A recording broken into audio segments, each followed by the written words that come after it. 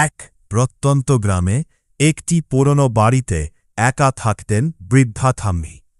গ্রামের সবাই বলত তিনি খুব শান্ত স্বভাবের মানুষ, কিন্তু রাতে তার বাড়ি থেকে অদ্ভুত শব্দ শোনা যেত। একদিন গ্রামের যুবক রাহুল সাহস করে সত্যটা জানার সিদ্ধান্ত নিল। গভীর রাতে সে থাম্মির বাড়ির জানালার পাশে লুকিয়ে দাঁড়াল। হঠাৎ সে দেখল ঘরের ভিতরে থাম্মি কারো সঙ্গে কথা বলছেন।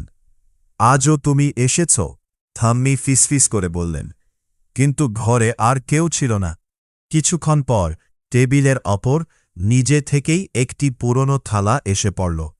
থাম্মি ভয়ে কাঁপতে কাঁপতে বললেন, আমাকে আর ডাকো না, আমি তোমার ভুলের শাস্তি অনেক পেয়েছি।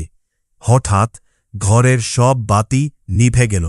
রাহুল দরজা ভেঙে ভেতরে ঢুকল, কিন্তু সেখানে কাউকে দেখতে পেল না। শুধু টেবিলের ওপর একটি পুরনো ডায়েরি পড়েছিল। ডায়েরির শেষ পাতায় লেখা ছিল, যে এই রহস্য জানবে সেও আমার মতো অদৃশ্য হয়ে যাবে। পরদিন সকাল থেকে রাহুলকেও আর খুঁজে পাওয়া গেল না। আজও সেই বাড়ির পাশ দিয়ে গেলে মাঝে রাতে কারো ফিসফিস কণ্ঠ শোনা যায়।